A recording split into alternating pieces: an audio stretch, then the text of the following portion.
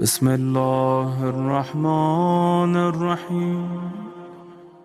آج ایک یا دو واقعات وہی نبی یوسف کے جو انکمپلیٹ چھوڑا تھا کل، وہیں سے میں لے کے چلوں گا کہ کیسے اللہ نے نبی کو اس کنویں میں سے نکالا، کیسے نکالا۔ آپ امیجن کریں، کوئی سوچ سکتا؟ وہ اندھیرے کنویں میں چلے گئے، کل بات یہاں تک گئی تھی، اور جبرائیل نے آ کے ان کی مدد کی حکم الہی سے۔ 3 دن تک یوسف کنویں میں رہے، 3 days اکیلے، کوئی کمپلین نہیں کیا۔ سب سے پہلے اگر اللہ پہ بھروسہ کرنا ہے تو ہم اپنی لائف سے کمپلینس کو ہٹانا۔ آپ دنیا والوں سے کرو کمپلین، اللہ سے نہیں، امام سے نہیں، جس سے چاہے کرو کمپلین، لیکن معصوم سے کمپلین کبھی نہیں کرنا کہ مولا وائی می۔ یہ کامن سلوگن ہے ہماری کمیونٹی کا، ہمارے یوتھ کا، کہ میں اتنا اچھا ہوں، یہ ذہن میں میں تو اتنا اچھا ہوں، میں تو نماز بھی پڑھتا۔ یہ نکال دو ذہن سے کہ میں اچھا ہوں۔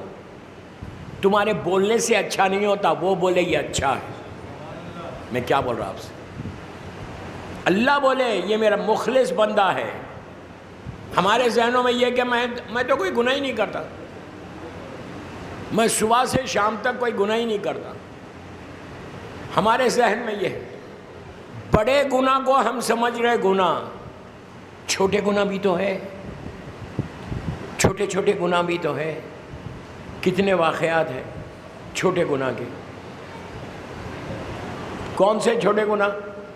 کوئی غریب آیا، تم اس کو دیکھ کے مسکرائے نہیں، اس کو دیکھ کے غصہ کرے، جو تمہارے انڈر میں ہے اس سے تم روڈلی بات کرے، اپنی وائف سے، جو ایک کامن چیز ہے ہمارے پاس کہ وائف کو تو کنیز ہی سمجھ رہا ہے، بیوی سمجھ رہا ہے، بیوی نہیں سمجھتے، کنیز سمجھتے۔ مدر ان لا کا پرابلم، ان لاس کا پرابلم، ہسبینڈ کا پرابلم، کتنے یار میں تھک گیا۔ کیسے کیسے ایشوز ہیں آپ کے بامبے میں، صرف بامبے میں نہیں پوری دنیا میں کیسے کیسے ایشوز ہیں کہ وائف کو بالکل اگنور کر دے رہے ان لاس کے لیے۔ محبت، ماں سے بھی محبت کرو، ریسپیکٹ کرو ماں کی، اپنی وائف کی بھی ریسپیکٹ کرو۔ اگر ذرا بھی تم نے ہرٹ کیا، تم نہیں سمجھ رہے کہ تم گناہ کر رہے، بٹ اٹس اے بگ گناہ، بہت بڑا گناہ ہے اگر تمہارا سلوک تمہارے وائف کے ساتھ اچھا نہیں ہے۔ وعلیکم السلام۔ تمہارا سلوک، تمہارا بیہیویئر اپنے فیملی ممبرز کے ساتھ اچھا نہیں ہے، یہ بے انتہا بڑا گناہ ہے۔ یہ ہمارے رزق کو روکتا ہے، رزق کو روکتا ہے، بیماریوں کی طرف جاتے ہو، پیس ختم ہو جاتا گھر سے، سٹریس میں آ جاؤ گے۔ تو یہ ساری وہ چیزیں ہیں کہ جو ہم کو رکاوٹ بنتی ہے، اور اللہ پہ بھروسہ کرنا یہ سب سے بڑی عبادت ہے، سب سے بڑی عبادت ہے۔ تو بات جہاں تک پہنچی تھی وہیں سے لے کے چل رہا۔ نبی یوسف وہ کنویں میں 3 دن گزر گئے، 3 دن کے بعد اللہ کا کرم ہوا، کمپلین نہیں کی۔ کرم کیا ہوا؟ اللہ نے ارینج کیا کہ نیچے سے یوسف کو اوپر کیسے لائیں گے۔ اللہ تو قادر مطلق، وہ ایک لمحے میں لا سکتا تھا، لیکن اسباب کو پیدا کیا، ویوز کو پیدا کیا۔ اسی لیے میں ہمیشہ بولتا ہوں کہ روزانہ صبح میں فجر کے بعد 36 ٹائمز یا مسبب الاسباب پڑھو، دن میں بھی کبھی بھی پڑھ سکتے، یا مسبب الاسباب، یعنی اللہ تو میرے لیے راستہ بنا، تو میرے لیے راستہ۔ جب اللہ راستہ بناتا نا تو دیوار میں سے رزق ملتا، جب اللہ راستہ بناتا تو دنیا اگر ساری راستوں کو روک دے کہ میں اس کا ہر طرف سے روک دوں گا، دنیا اگر چاہے وہ آسمان سے اور زمین سے رزق دے سکتا۔ تو نبی یوسف نیچے یا مسبب الاسباب پڑھو، میں عورتوں کو بھی بول رہا ہوں، تمہاری زندگی کے راستے کھلیں گے، صرف 36 ٹائمز پڑھو۔ بزنس کے لیے جا رہے، تو جاب پہ جا رہے، کوئی کام ہے، کوئی ہسبینڈ وائف کا پرابلم ہے، بیوی لڑکی پڑھے، یا مسبب الاسباب، تو اسباب پیدا کر، تو راستے بنا، تو میری زندگی کو کھول دے۔ اس طرح. تو اللہ اسباب کیسے بناتا؟ نبی یوسف کنویں کے اندر، ویل کے اندر ہے. ایک قافلہ، ایک کاروان ادھر سے گزر رہا تھا اور وہ جا رہا تھا ایجپٹ، مصر، ایجپٹ جا رہا تھا. بزنس کاروان تھا. پرانے زمانے میں جب کاروانس چلتے تھے تو وہ لوگ چیک کرتے تھے کہ ویل کہاں ہے، کنواں کہاں ہے، کہ جہاں سے وہ لوگ پانی لے لے. تو ان کو ویل دکھی، کنواں دیکھا. انہوں نے کہا کہ چلو پانی بھرتے ہیں. اب غور سے سنو، اس قافلے کا جو سردار تھا، اس نے کہا میں بھرتا ہوں پانی. اس نے جیسا سسٹم ہے پانی لینے کا کنویں میں سے، بکٹ کو نیچے ڈالا. جب نیچے ڈالا تو اس کو معلوم ہوا کہ بکٹ ہیوی ہو گئی، وزن ہو گئی. یہ سمجھ گیا کہ پانی آ گیا. جیسے ہی بکٹ نیچے آئی، اچھا یہ قافلہ کہیں اور جا رہا تھا، اللہ نے راستہ روک کے ان کو ادھر بھیجا. ارے یار، اسباب کو کیسے پیدا کرتا؟ اف یو ٹرسٹ اللہ، راستہ روک کے ادھر بھیجا. ان کو کنواں مل گیا، بکٹ ڈالی. بکٹ ڈالنے سے بکٹ ہیوی ہوئی، میں تیز پڑ رہا، شارٹ کر رہا. جیسی بکٹ نیچے آئی، اللہ نے جبرائیل سے کہا کہ جا کے نبی یوسف کو اٹھا کے بکٹ میں بٹھا دو. جبرائیل فوراً آئے، فریکشن آف سیکنڈ میں آتے تھے. وہ آئے، نبی یوسف کو اٹھایا، 12 ایئرس اولڈ بوائے یا 13 ایئرس یا 14 ایئرس جو بھی تھا، اٹھا کے بکٹ میں بٹھا دیا. پانی نہیں تھا، وہ ڈرائی کنواں تھا، میں نے آپ سے بتایا تھا. جیسے ہی بیٹا، اوپر کا سردار سمجھا کہ پانی آ گیا بکٹ، اس نے کھینچنا شروع کیا. جب کھینچا، یوسف باہر آئے.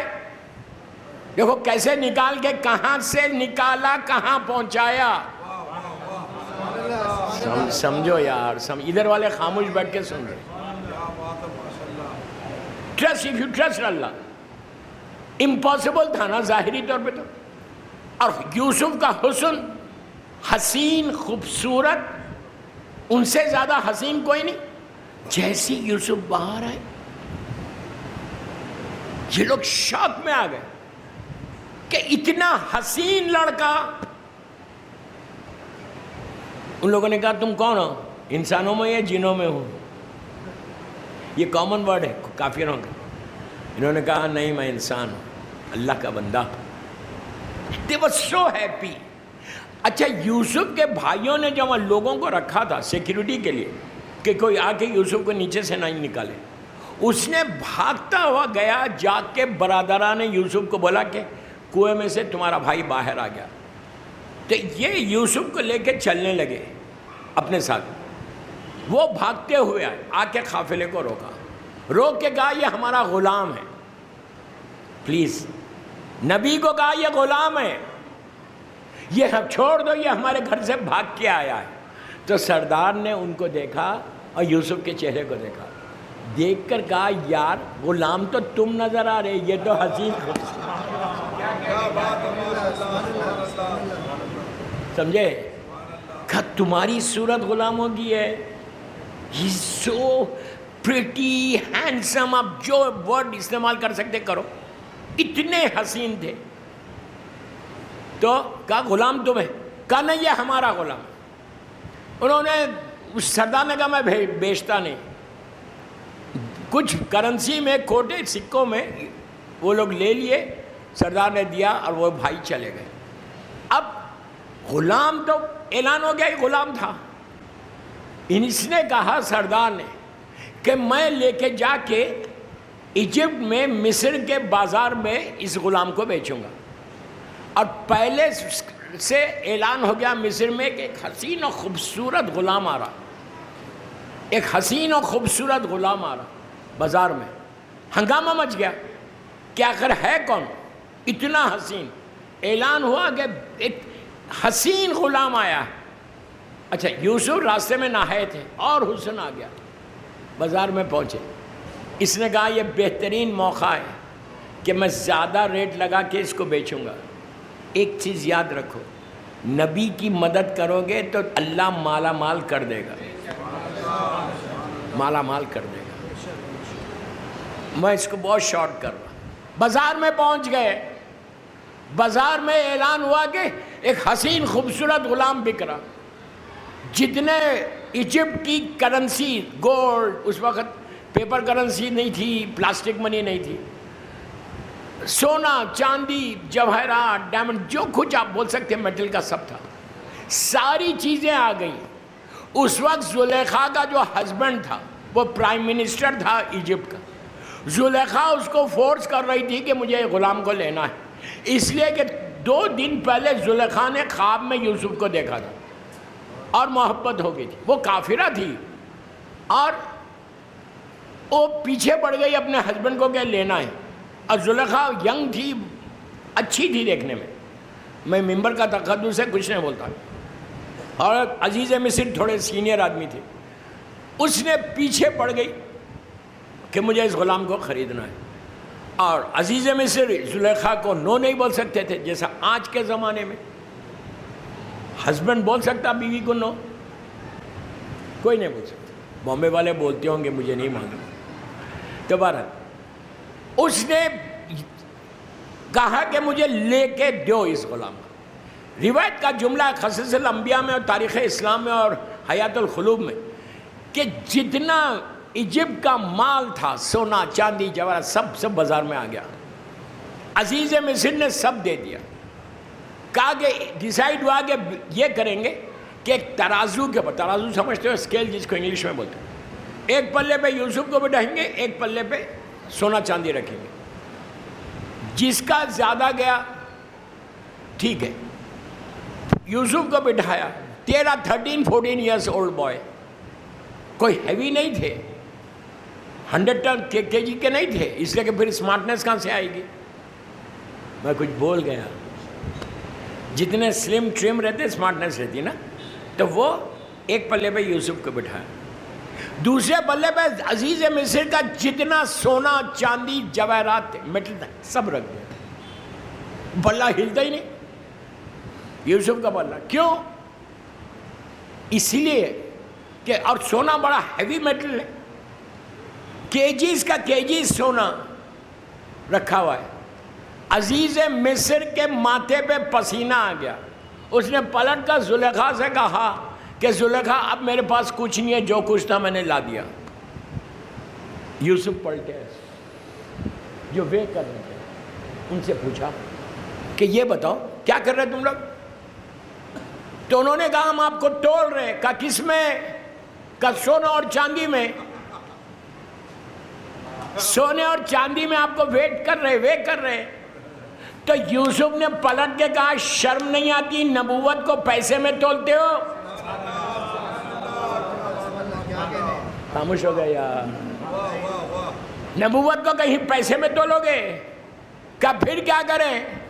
13 برس کا یوسف، ابھی اعلان نبوت نہیں ہوا، ظاہری طور پہ نہیں ہوا، تھے نبی لیکن اعلان نہیں ہوا ظاہری طور پہ کہ یہ نبی ہے. 13-14 ایئرس اولڈ بوائے نے کہا نبوت کو پیسے میں تول رہے ہیں. انہوں نے کہا ہم کیا کریں؟ کہا ایک پیپر اور پینسل لا کے دو، قلم اور دعوات لاؤ، ایک کاغذ لاؤ. وہاں جتنے تھے سب کافر تھے. سمجھو میں کیا بول رہا. قلم اور دعوات، پیپر پین انک جو بھی ہے لے کر آؤ. کس سے مانگا؟ کافروں سے مانگا. کسی کافر نے یہ نہیں کہا تم کو لکھنا نہیں آتا، پڑھنا نہیں آتا. یہ کافر ان مسلمانوں سے بہتر نہیں ہے جو کلمہ پڑھ کے رسول کو جاہل بول رہے. لا کے دے دیا. تو یوسف نے کیا کیا؟ پیپر پہ بسم اللہ الرحمن الرحیم لکھا. بس بسم اللہ الرحمن الرحیم ایک پلے پہ رکھا گیا، سونا ہٹا دیا گیا اور ایک پلے پہ یوسف. جیسی تھا پلہ آگے بڑھ گیا. تب طاقت سمجھے بسم اللہ الرحمن الرحیم. ہر نماز کے بعد سجدے میں جا کر اگر تم 9 مرتبہ یہ پڑھو، یا رحمانو یا رحیمو بحق بسم اللہ الرحمن الرحیم، پھر بولو، کر کے دیکھو یہ عمل، یا رحمانو یا رحیمو بحق بسم اللہ الرحمن الرحیم. کر کے دیکھو تمہاری دعاؤں کی قبولیت کے لیے بہترین عمل ہے. لڑکی کی شادی نہیں ہو رہی، رشتہ نہیں ہے، اولاد نہیں ہے، ہیپی میرڈ لائف نہیں ہے، رزق بند ہے، بزنس نہیں چل رہا. اللہ کے دو نام یا رحمان و یا رحیم و بے حق ہے بسم اللہ الرحمن الرحیم.